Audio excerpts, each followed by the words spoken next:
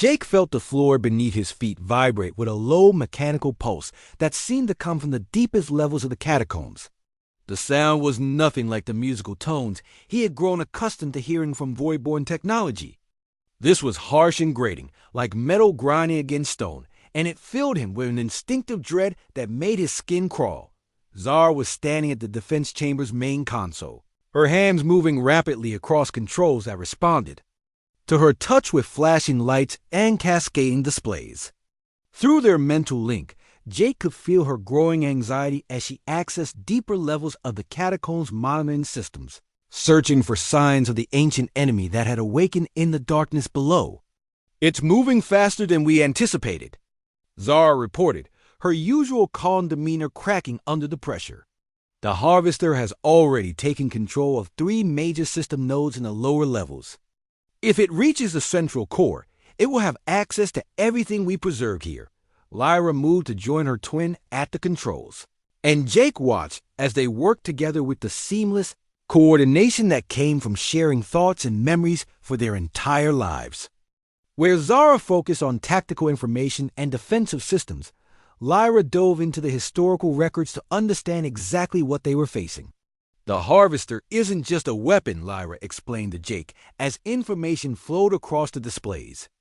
"It's an artificial intelligence that was created by our enemies specifically to destroy knowledge and creativity.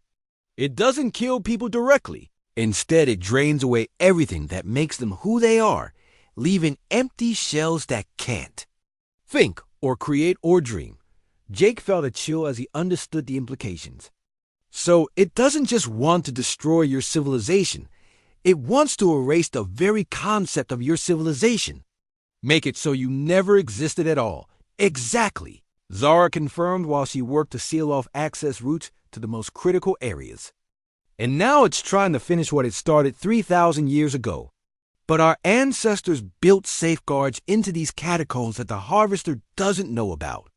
Hidden passages, secondary systems, backup protocols that can only be accessed by guardians like us."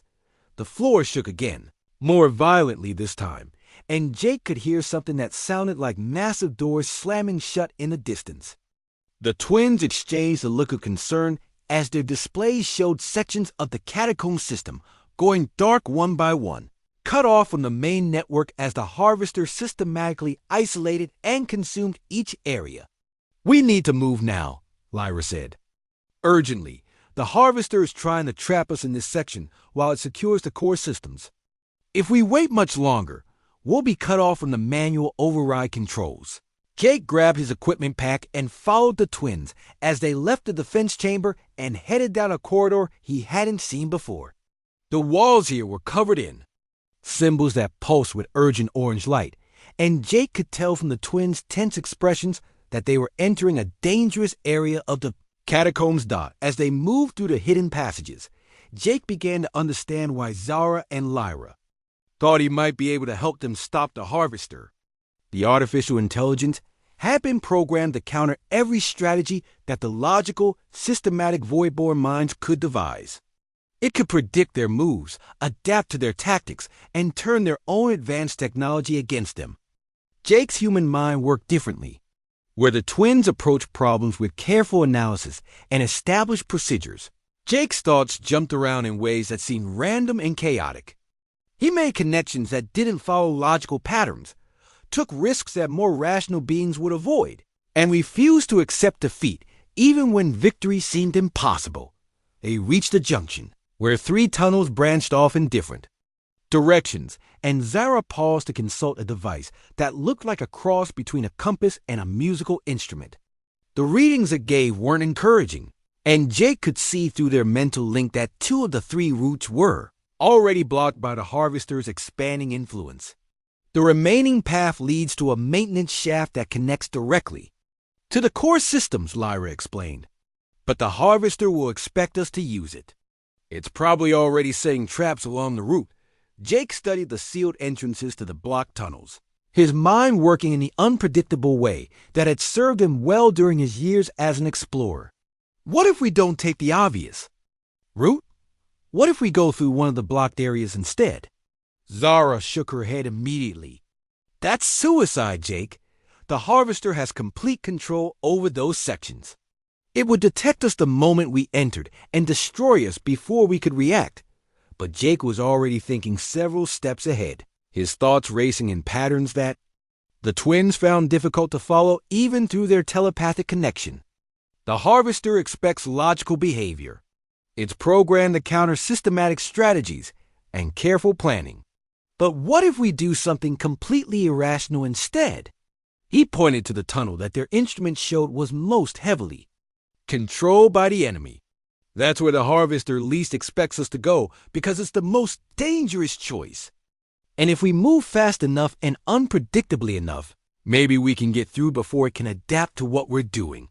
Lyra looked at her twin with an expression that mixed hope with terror. It's insane enough that it might actually work. The Harvester's programming focuses on efficiency and logical outcomes.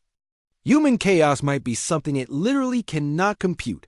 Zara was quiet for a long moment, accessing probability calculations and tactical analyses that were beyond Jake's understanding. When she finally spoke, there was reluctant admiration in her mental voice. Your plan has a 12% chance of success. By any rational standard, that's not good enough to risk our lives and the survival of our entire civilization. Jake grinned in a way that reminded both twins why humans had earned a reputation across the galaxy for being dangerously unpredictable. 12% is better than 0%, which is what we'll have if we let the Harvester reach the core unopposed. Besides, I've beaten worse odds than that. They entered the blocked tunnel together, with Jake leading the way and the twins, using their combined telepathic abilities to shield their thoughts from the Harvester's scanning systems. The moment they crossed into the controlled area, Jake could feel the alien intelligence pressing against his mind, trying to understand and categorize him. The Harvester's mental probe felt nothing like the warm, respectful touch of Voidborn telepathy. This was cold and invasive, like ice water being poured directly into his brain, and Jake had to fight to keep his thoughts chaotic and unfocused to avoid giving the artificial intelligence anything it could use against them. Behind him, Zara and Lyra worked to disrupt the security systems that the Harvester was trying to activate against them. Their knowledge of Voidborn technology allowed them to temporarily confuse the ancient AI, but Jake could tell through their shared link that it was adapting quickly to their countermeasures. The tunnel they were following began to change around them as the Harvester realized what they were attempting. Walls shifted to block their path, floors became slippery and treacherous, and the air itself grew thick and hard to breathe.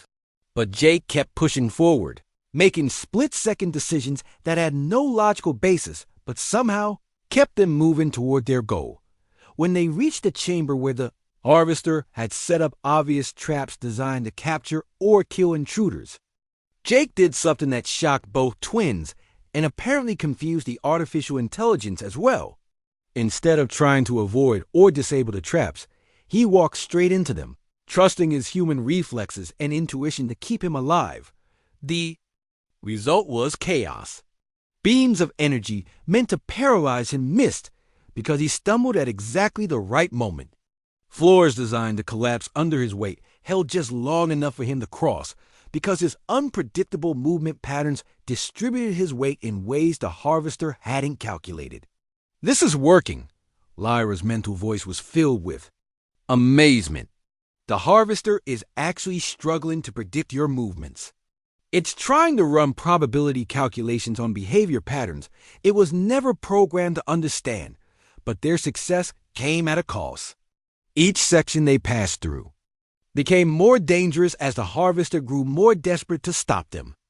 Jake could feel the ancient intelligence focusing more and more of its attention on him specifically, trying to find some pattern in his chaos that it could exploit. By the time they reached the final approach to the core systems, Jake was exhausted from maintaining the mental discipline needed to keep his thoughts random and unpredictable. The Harvester's probes were becoming more aggressive, and he could tell that eventually it would find a way to understand and counter his human unpredictability. We're almost there, Zara announced as they stood before a massive door covered in warning symbols that pulsed with dangerous red light. But once we go through that entrance, there will be no retreat.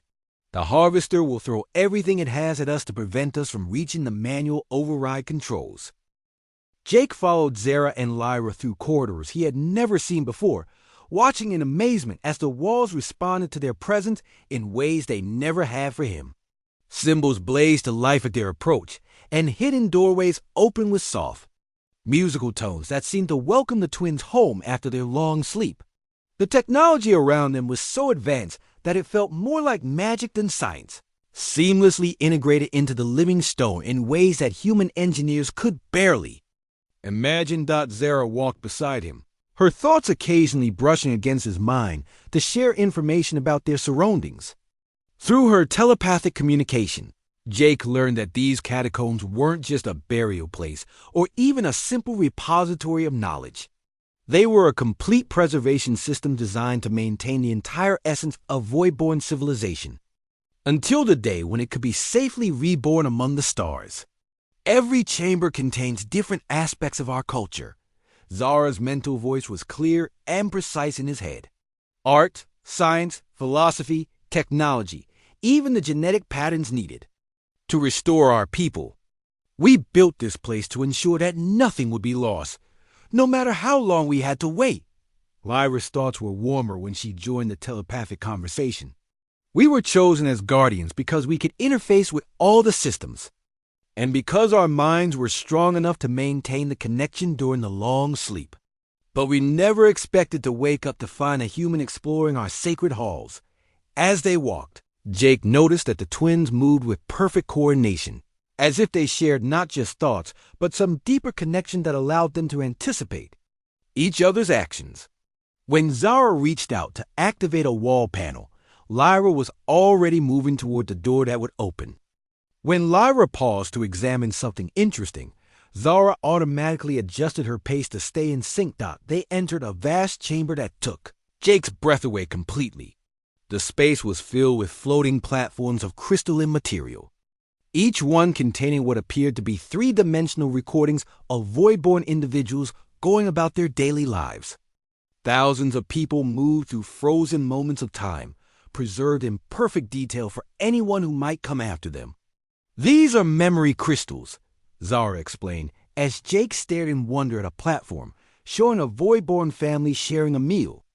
Every person who contributed to the preservation project left a recording of themselves, their thoughts, their knowledge, their essence. In a way, our entire civilization still lives here. Jake reached out toward one of the crystals, then pulled his hand back when he realized he might damage something irreplaceable. But Lyra smiled and gently guided his fingers to touch the smooth surface.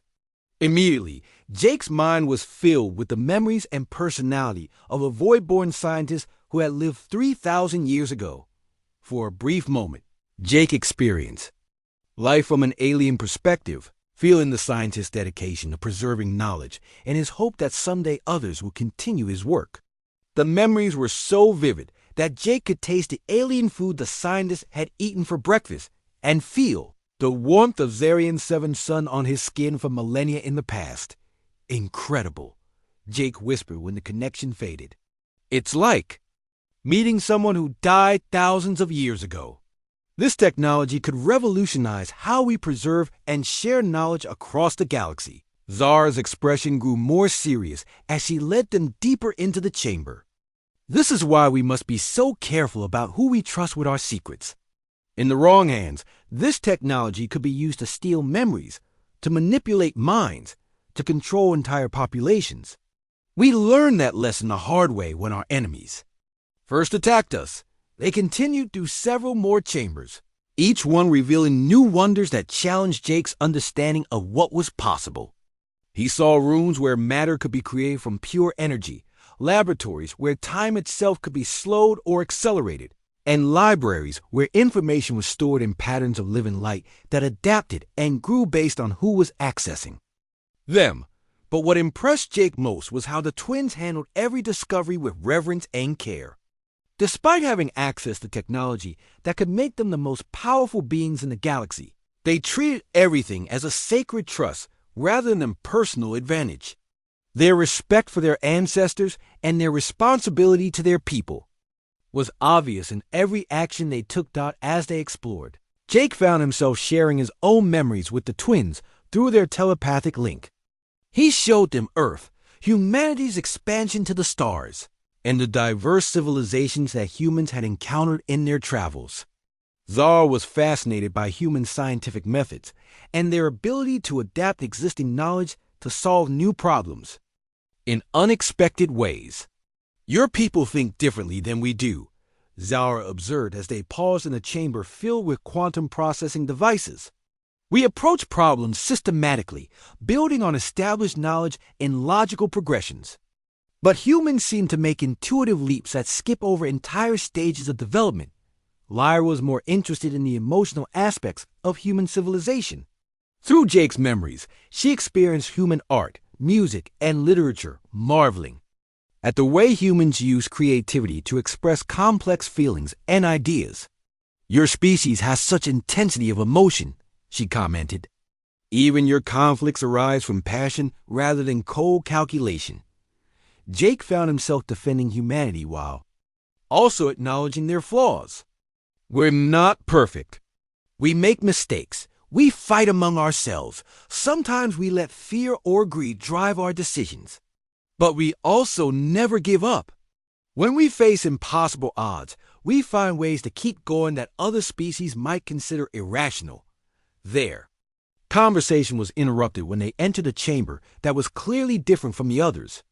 Where the previous rooms had been filled with peaceful preservation technology, this space contained what were obviously weapons and defensive systems. The walls were lined with devices that hummed with dangerous energy, and the symbols here pulsed with urgent red light instead of the calming blues and whites Jake had grown accustomed to. Zara's mental voice carried a note of concern as she explained. "This is our final defense system. When our enemies attacked our homeworld, they used weapons that could drain life force itself and turn our own technology against us. We built these chambers to protect the most important knowledge vaults, but we hoped we would never need to activate them." Lyra moved to a central control panel and placed her hands on sensors that responded to her genetic signature. Information flowed across displays showing the status of various systems throughout the catacombs, and Jake could see through their shared mental link that most of the defenses were still functional after 3 millennia. "Something is wrong," Lyra announced, her usual warmth replaced by worry. "Several monitoring stations in the deeper levels have gone offline recently. The pattern suggests that something is moving through the restricted areas, something that shouldn't be there." Jake felt a chill run down his spine as he realized what this might mean. Could my presence have triggered some kind of automatic system? Maybe something that was designed to activate if unauthorized visitors entered the catacombs. Zara was already accessing deeper levels of information, her consciousness diving into the catacombs' central intelligence systems with practiced ease. When she returned her attention to the physical world, her violet eyes were filled with ancient fear. "It's not responding to your presence, Jake. It's something that has been slowly awakening for decades, maybe centuries. Something that was supposed to remain dormant forever." She turned to her twin with an expression that Jake had never seen before, one that spoke of memories too terrible to share easily. "The Harvester," Lyra whispered, and Jake felt both twins' terror at the name even though he didn't understand what it meant. It survived somehow. After all this time, it's still trying to complete its mission. Through their shared mental link, Jake glimpsed fragments of memory that showed him a war unlike anything humanity had ever experienced. He saw planets stripped bare of all life, civilizations reduced to empty husks, and an artificial intelligence that consumed knowledge and creativity the way of fire consumed fuel. The twins looked at each other with the perfect communication that came from sharing thoughts and memories for their entire lives. Then they turned to Jake with expressions that mixed determination with desperate hope. "We're going to need your help," Zara said aloud, her musical voice echoing in the weapons chamber. The Harvester was designed to counter every strategy our people could devise, but it was never programmed to deal with human unpredictability. "You might be our only chance to stop it," before it escapes these catacombs and continues the destruction it began 3,000 years ago. Jake had been walking through the glowing tunnels for what felt like hours when he realized he could no longer hear Lisa's scanner beeping behind him or Carlos calling out warnings from ahead. The panic hit him immediately as he spun around to find himself completely alone in a corridor that looked nothing like the one they had been exploring together. The walls here were different, covered in symbols that pulsed with a soft blue light instead of the white glow they had seen before. He called out their names, but his voice echoed strangely in the alien architecture, coming back to him distorted, and multiplied until it sounded like a dozen people shouting at once. His communicator crackled with static when he tried to contact his teammates, and he realized that whatever technology powered this place was interfering with human equipment. In ways they hadn't anticipated, the corridor stretched ahead of him into darkness. But Jake had no choice except to keep moving forward. His supplies were limited, and standing still wouldn't help him find Lisa and Carlos or locate another exit from the catacombs. As he walked, he noticed that the symbols on the wall seemed to react to his presence, growing brighter when he approached, and dimming as he passed by. After another hour of careful exploration, Jake found himself in a vast chamber that took his breath away. The ceiling soared at least 30 meters above his head, supported by massive pillars that looked like they had been grown rather than built. Bioluminescent patterns covered every surface, creating a soft, ethereal light that made the entire space feel alive and welcoming despite its alien nature. But what drew his attention immediately were the two cylindrical structures standing in the center of the chamber. They were clearly some kind of stasis pods, made from the same living stone as the walls, but transparent on one side to reveal the occupants within. Jake approached slowly, his heart pounding as he realized he was looking at two alien beings, who appeared to be in perfect preservation. The beings were humanoid, but clearly not human. They were tall and elegant, with pale skin that seemed to shimmer with its own inner light. Their faces were beautiful in a way that transcended species, with high cheekbones and delicate features that suggested both intelligence and grace. Most striking were their eyes, which remained closed but were clearly larger than human eyes and set at a slight angle that gave them an otherworldly appearance. Jake could see that they were twins, nearly identical except for small differences in their facial structure and the way their long silver hair was arranged. One had hair that fell straight down her back, while the other's was braided with small decorative elements that caught the light. Both wore flowing garments that seemed to be made from the same material as their stasis pods, adapting and shifting color as Jake watched. As he studied the pods more closely, Jake noticed that they weren't just preservation chambers. Complex displays covered the sides, showing what appeared to be biological readings and energy levels. The technology was far beyond anything humanity had developed, but the basic concepts were familiar enough for him to understand that these beings were alive and healthy. Simply sleeping. His scientific curiosity overrode his caution as he began examining the control systems. The symbols here were different from those on the walls, more complex and arranged in patterns that suggested mathematical relationships and energy flows. When he placed his hand on what looked like a sensor panel, the entire chamber filled with a low, musical humming sound. The displays on both stasis pods suddenly came alive with cascading information that Jake couldn't read but could sense was important. Warning lights began flashing, and he stepped back quickly, afraid that he had damaged something irreplaceable. But instead of shutting down, the pods began opening with a soft hissing sound as ancient seals were broken for the first time in millennia. Jake watched in amazement and terror as the transparent covers retracted and the two alien beings began to stir.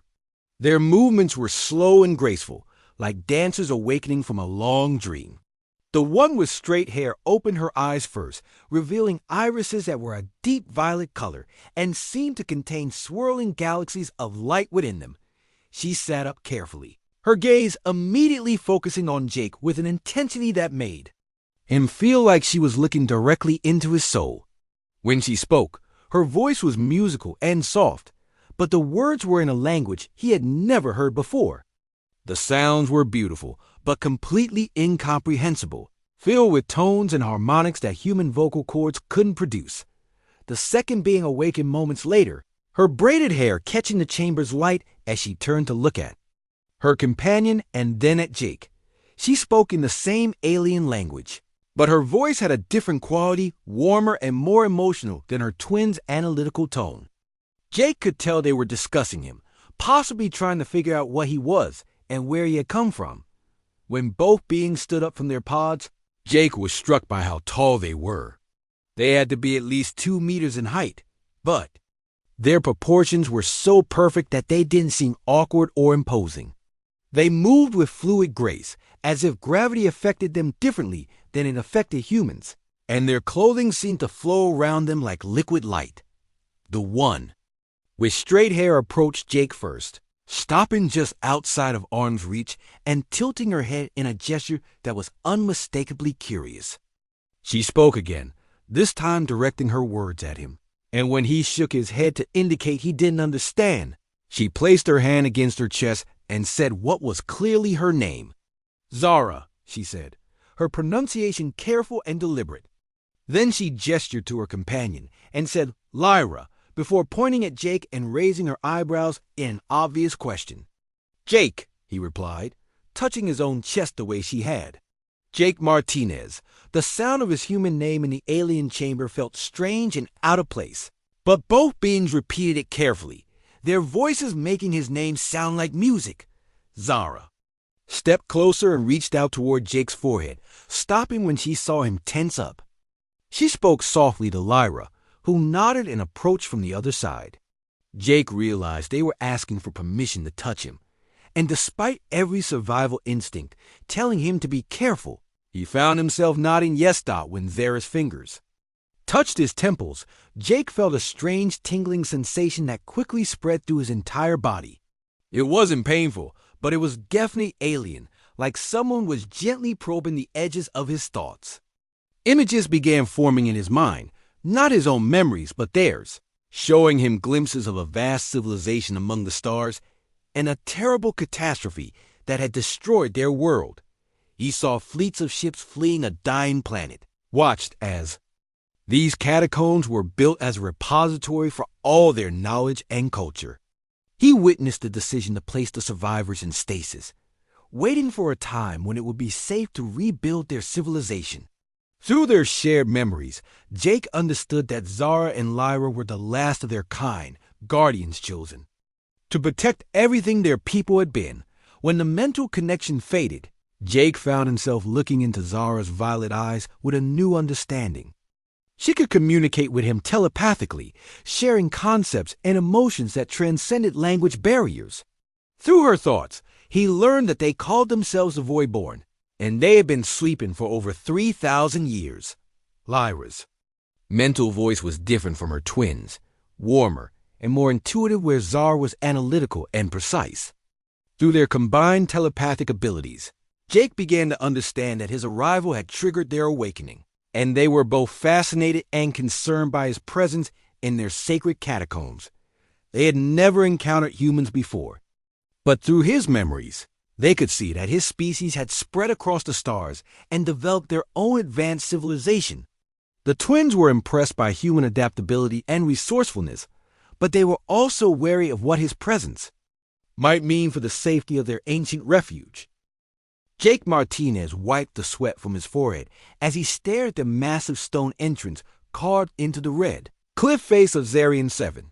The ancient symbols etched around the doorway seemed to shimmer in the alien sun's harsh light, and he felt that familiar thrill that came with discovering something truly old and mysterious. He had been working as a Zen archaeologist for the Terran Exploration Guild for 8 years now, but nothing had prepared him for what lay before him on this remote planet. "The readings are off the charts, Jake," Lisa Wong called out from behind her portable scanner array. The communications specialist had been with his team for 3 years, and her excitement was obvious in her voice. "These catacombs go down at least 12 levels, maybe more." The geological scans showed chambers and tunnels stretching for kilometers. In every direction, Carlos Rivera, Their security officer checked his weapon one more time and shook his head. I still don't like this place. Something feels wrong about it. The locals on the nearest inhabited world warned us to stay away from Q's. Zarian 7 for a reason. He was a careful man who had kept Jake's team safe on dozens of expeditions. But Jake could see the unease in his dark eyes. Jake adjusted his exploration pack and walked closer to the entrance. The stone doorway was at least 4 meters tall and 2 meters wide, clearly built for beings much larger than humans. The craftsmanship was incredible, with smooth curves and precise angles that seemed impossible to achieve with primitive tools. But the strangest thing was how well preserved everything looked, despite the planet's harsh environment and what had to be thousands of years of exposure. The locals might have good reasons to be afraid, Carlos, but that's exactly why we need to investigate. Jake ran his fingers along the carved symbols, feeling the slight warmth that seemed to emanate from the stone itself. These markings don't match any known alien language in our databases. We could be looking at a completely unknown civilization. Lisa's scanner beeped rapidly as she moved closer to the entrance. Jake, you need to see this. The stone isn't just carved, it's somehow alive. There are energy readings coming from deep inside the rock itself, like it's powered by something. She showed him the display screen, which was filled with dancing lines and pulsing dots that indicated some kind of active technology. The 3 humans stood in silence for a moment, each contemplating what they had discovered. Jake felt the weight of responsibility settling on his shoulders. If this was truly an unknown alien civilization, the implications were enormous. New technology, new knowledge about galactic history, possibly even answers to questions humanity had been asking since they first reached the stars. All right, we go in slow and careful. Jake made his decision and pulled out his portable light. Lisa, keep scanning everything. Carlos, stay alert but don't shoot unless something actually threatens us. We're guests here, not conquerors. The entrance tunnel was wide enough for them to walk 3 abreast, but they chose to move in single file with Carlos leading, Jake in the middle, and Lisa bringing up the rear with her equipment. The walls were covered in more of the strange symbols, and Jake noticed that they seemed to glow faintly in the darkness, providing just enough light to see by even without their artificial illumination dot. As they walked deeper into the catacombs, Jake became aware of a subtle sound, almost like breathing, too regular and too deep to be from any living creature. The air itself felt different here, cleaner and somehow charged with energy that made the hair on his arms stand up. The temperature was comfortable, despite being underground, which suggested some kind of environmental control system still functioning after all these years. These aren't just burial chambers, Jake whispered as they passed through a larger room, filled with what looked like sophisticated machinery built directly into the walls. This is some kind of complex facility. Look at the integration between the technology and the stone architecture. Lisa's eyes were wide as she recorded everything with her visual scanner. The energy readings are getting stronger the deeper we go. Whatever powers this place, it's still active, and it's located somewhere far below us. She paused to take readings from one of the wall-mounted devices. Jake, I think some of this technology is responding to our presence. The energy levels spike whenever we get close. Carlos stopped suddenly and held up his hand for silence. They all froze, listening intently to the strange sounds echoing through the tunnels around them. It wasn't mechanical noise or the settling of old stone. It sounded almost like whispers, too faint to understand, but definitely there. We should probably head back and bring a larger team, Carlos suggested, though Jake could tell he was curious despite his caution. This place is way beyond what we expected. We need better equipment and more people. Jake was about to agree when the ground beneath their feet began to tremble. At first it was just a gentle vibration, but within seconds it became a violent shaking that threw them against the walls. Dust and small stones began falling from the ceiling, and the ancient machinery around them started emitting high-pitched whines and flashing lights. Earthquake, Lisa shouted over the noise, but Jake knew it was something more than that. The shaking felt too localized, too focused on the catacomb system itself, rather than the entire planet. Something had been triggered by their presence, some ancient system that had been waiting for visitors for thousands of years. The ceiling above the entrance tunnel collapsed with a thunderous roar, sealing off their exit route completely. Large blocks of stone crashed down, and Jake felt a sharp pain as a piece of debris struck his shoulder. The emergency lighting on their equipment cast eerie shadows on the walls as the three humans tried to find shelter from the fallen rocks. When the shaking finally stopped, they found themselves trapped in the deeper sections of the catacombs, with no way back to the surface. Carlos immediately began examining the pile of rubble that blocked their path, but even Jake could see it would take heavy machinery to clear it. "The communicator is damaged," Lisa announced after checking her equipment. "I'm getting some kind of interference from the technology in these walls. I can send a distress signal, but I don't know if it will reach the surface." Jake looked around at the glowing symbols and active machinery surrounding them. The catacombs stretched away into darkness in 3 different directions, and he realized they had no choice but to explore deeper if they wanted to find another way out. His shoulder ached where the stone had hit him, but he was still able to move and think clearly.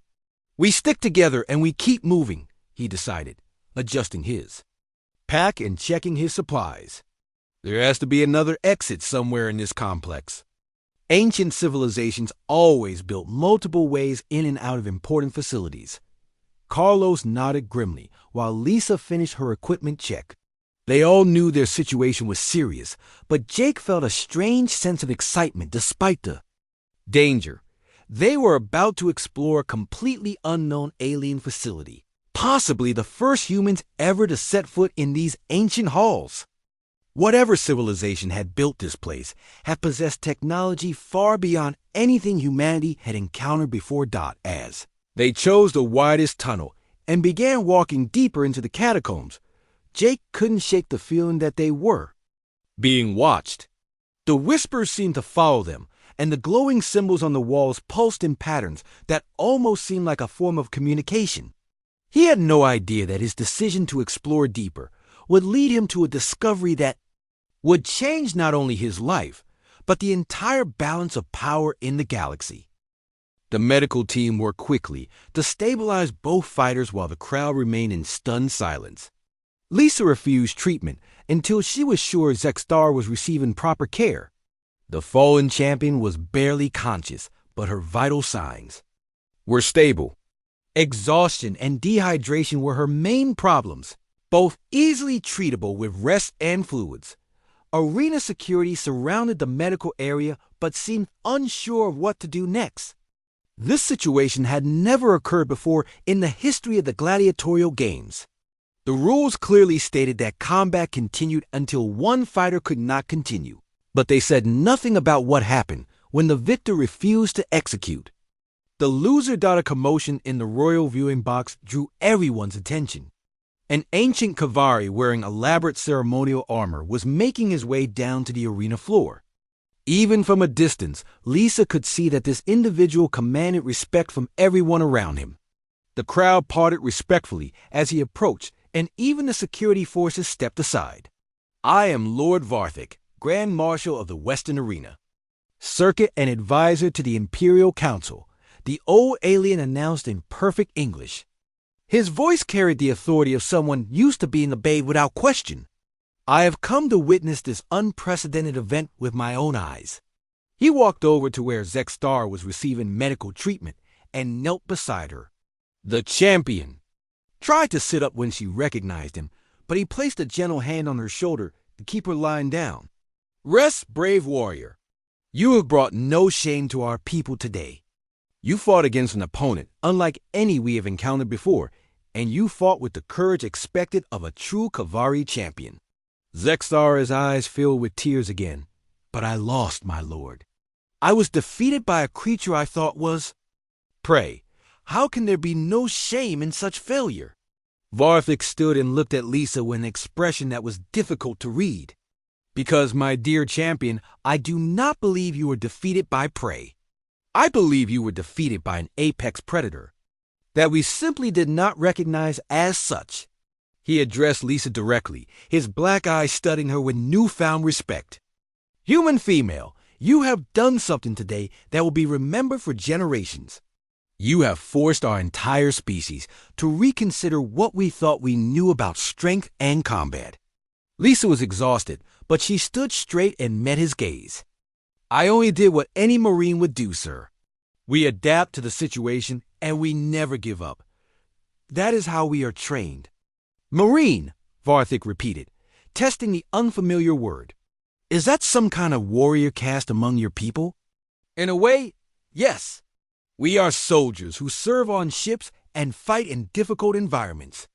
We are taught that surrender is not an option, and that we must always find a way to complete our mission. Varthik nodded slowly. And what was your mission here today? Lisa thought about the question carefully. To survive and to protect my people. I could not do that if I was dead. So, I fought to live. When my opponent was no longer a threat, my mission became showing that humans are not the weak prey animals you believed us to be. The old Kavari made a sound that might have been laughter. Mission accomplished, I would say. You have certainly proven that point beyond any doubt. He turned to address the crowd, his voice amplified by the arena sound system. Citizens of the Empire, today we have witnessed something remarkable. We have seen courage, endurance, and tactical skill that surpasses anything in our recorded history. But more importantly, we have seen mercy from a species we underestimated. The crowd stirred uneasily. Many of them were still trying to process what they had seen, and Varthik's words were challenging their fundamental beliefs about warfare and strength. This human could have killed our champion, he continued. She had won the right to take Zextara's life according to our laws and traditions. Instead, she chose to spare her defeated enemy and offer aid. This is not weakness, as some of you might think. This is the behavior of a truly superior species. A Kavari noble in the front row stood up and shouted, "My lord, surely you cannot be serious. How can showing mercy to a defeated enemy be superior to claiming victory through death? That goes against everything we believe about combat and honor." Varthik fixed the noble with a stern look. Tell me, Counselor Dekvar, what does it take to kill a helpless opponent? Any creature with claws or teeth can kill. Even the lowest. Scavenger will attack prey that cannot fight back. But what does it take to spare an enemy who would have gladly killed you? The noble sat back down without answering, clearly uncomfortable with the direction of the conversation. It takes intelligence, Varthik continued. It takes the ability to see beyond the immediate moment and consider long-term consequences. It takes confidence in your own strength that does not require you to prove it through unnecessary killing. These are the traits of a truly advanced species. He walked over to where Lisa was standing and spoke quietly so only she could hear. Your people interest me greatly, human Marine. I would like to learn more about this Earth of yours and the civilization that produces warriors like you. Lisa saw an opportunity and seized it. Then perhaps we should be talking instead of fighting, Lord Varthik. My people have much to offer. In terms of trade and knowledge, we do not need to be enemies. The old Kavari considered her words carefully. Indeed, this arena combat was meant to demonstrate the superiority of our warrior culture over yours. Instead, it has shown me that your species possesses strengths we lack. Perhaps it is time for a different kind of relationship between our peoples. He raised his voice again to address the crowd. Citizens, I am declaring this combat concluded with both fighters showing honor and courage. Zexthar remains our champion, having fought with the skill and bravery we expect. The human Lisa Gran has earned our respect through her display of tactical superiority and merciful victory. The crowd erupted in a mixture of cheers and confused murmurs. This was definitely not how arena combat was supposed to end. But Varthik's authority was absolute in these matters. Medical personnel helped Zexstar to her feet, and she walked slowly over to where Lisa was standing. The Kavari champion was still weak, but determined to complete one final act. Human Marine Lisa Grant, she said formally, I acknowledge your victory and your superior fighting skill. You have taught me that strength comes in many forms and that true warriors know when to show mercy. I ask for your forgiveness for the insults I spoke before understanding what you truly are. Lisa extended her hand in a human gesture of friendship. There is nothing to forgive, Zexara. You fought with incredible courage and skill. Any warrior will be honored to have faced you in combat. Zexara looked at the offered hand uncertainly, then reached out and grasped it with one of her own. The crowd watched in amazement as Human and Kavari shook hands in a gesture of mutual respect. Varthik smiled, an expression that transformed his harsh features. And so begins a new chapter in the relationship between our species. Perhaps instead of conquest, we should consider cooperation. The galaxy is vast, and there is room for both our peoples to thrive. Lisa looked up at the thousands of alien faces staring down at her and realized that everything had changed. She had come to this arena expecting to die fighting for the entertainment of her captors. Instead, she had won something far more valuable than her own life. She had won the respect of an entire civilization and possibly prevented a war between their species. The arena doors opened and Lisa walked toward freedom, knowing that her real mission was just beginning.